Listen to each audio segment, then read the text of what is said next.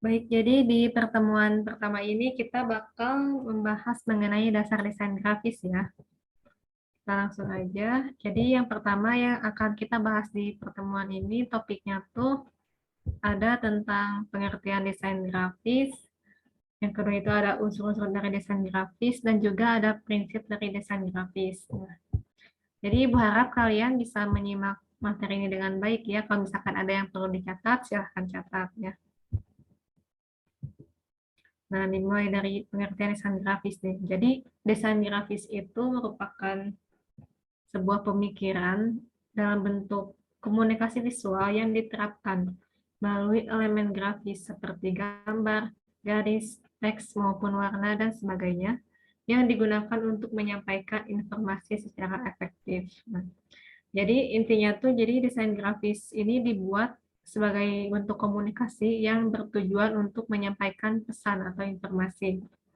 Ya, ingat ya kata kuncinya anak-anak di sini ada bentuk komunikasi visual dan juga untuk menyampaikan informasi. Nah, di sini kita langsung aja ke unsur-unsur desain grafis. Jadi unsurnya tuh di sini tuh ada banyak sekali ya. Ada 9 unsur. Ada titik, garis, bidang, ilustrasi, tipografi, warna, gelap terang, tekstur, dan juga ruang. Nah, tapi di sini Ibu hanya akan menjelaskan mengenai 6 unsur saja, karena apa? Karena waktunya juga kita, eh, ini kalau misalkan dibahas semua akan memakan waktu yang cukup lama juga ya. Jadi Ibu harap kalian bisa lebih eksplor lagi mengenai apa yang belum Ibu bahas di pemateran kali ini. Langsung aja, pertama ini ada titik. Jadi titik ini merupakan suatu bentuk kecil yang tidak memiliki dimensi. Umumnya itu berbentuk bundaran sederhana nih, seperti gambar di samping ini. Mempat dan tidak juga bersudut. Nah, yang kedua ini ada garis. Garis itu ada gabungan dari titik-titik yang umumnya sejajar, sehingga membentuk suatu kesatuan. Nah, adapun di contoh garis di sini, ini ada garis. Yang pertama yang sebelah kiri ini ada garis lurus biasa, dan yang kedua ini ada garis lengkung. Yang ketiga ini ada garis putus-putus, dan juga garis yang walaupun putus-putus juga. Nah, jadi dari ketiga garis ini itu memiliki kesan dan warna tersendiri, bisa dilihat dari bentuknya maupun ketebalannya. Kita lanjut. Nah, yang ketiga ini ada bidang. Jadi bidang ini adalah garis yang ujungnya tuh saling bertemu dan membuat area tertutup. Jadi bisa diibaratkan sebagai sebuah permukaan.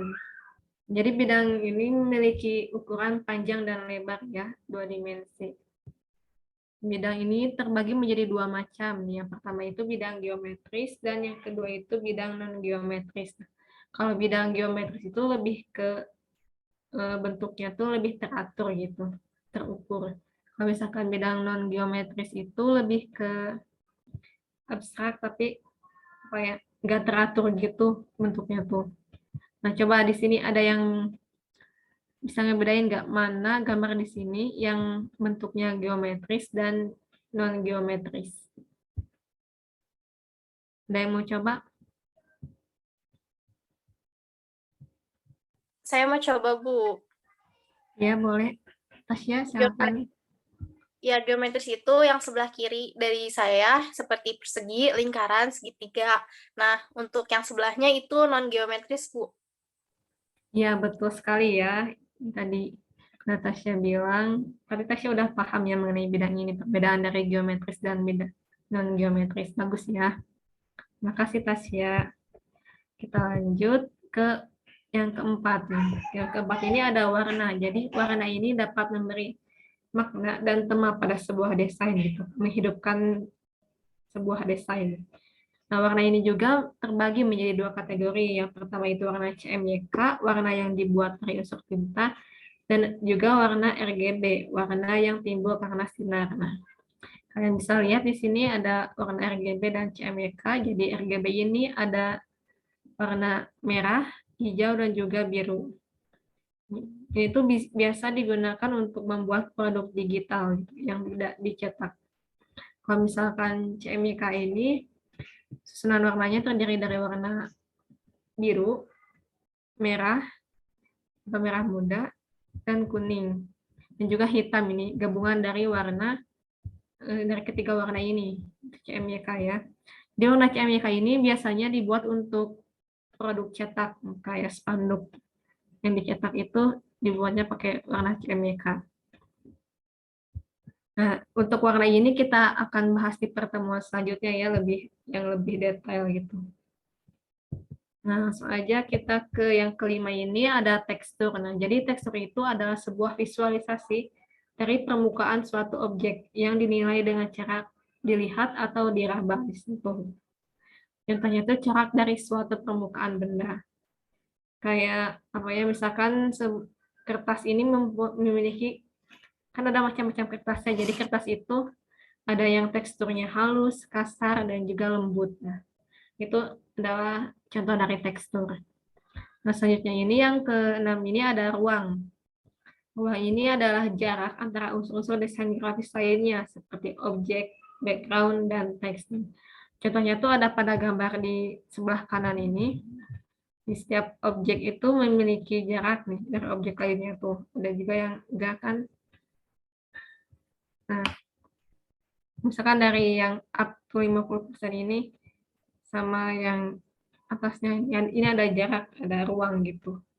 Memberikan ruang agar terlihat lebih minimalis dan estetik, tidak terlalu berhimpitan. Maupun dari elemen lainnya juga, di sini ada garis-garisnya, ada titik-titiknya juga, ini diberikan jarak. Nah, sebelum kita masuk ke prinsip desain grafis ini, ada yang ingin ditanyakan nggak terkait unsur-unsur dari desain grafis?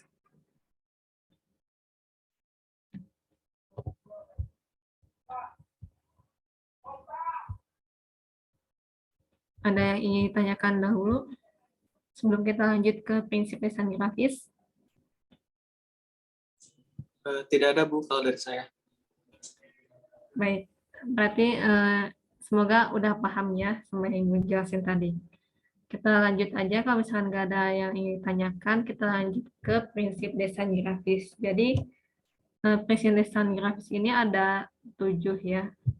Yang pertama itu ada kesatuan, unity.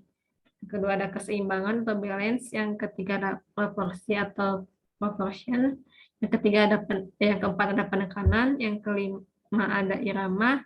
Yang keenam ada kesederhanaan. Dan yang ketujuh ada kejelasan. Nah, sama seperti unsur-unsur tadi, Ibu di sini hanya akan menjelaskan 5 prinsip desain grafis. Sisanya kalian boleh eksplor lagi secara mandiri. Nah, langsung aja yang pertama ini ada kesatuan atau unity. Jadi kesatuan ini dalam desain grafis berarti kohesi, konsistensi, keutuhan, dan keselarasan dari semua unsur desain. Dengan menerapkan prinsip kesatuan ini, karya atau sebuah desain yang dibuat ini tentunya bisa menjadi lebih padu dan menghasilkan tema yang kuat.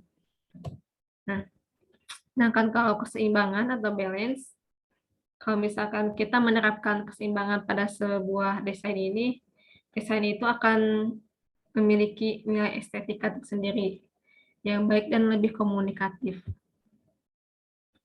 Selanjutnya ada proporsi. Jadi proporsi ini adalah perbandingan antara bagian yang satu dengan bagian yang lainnya.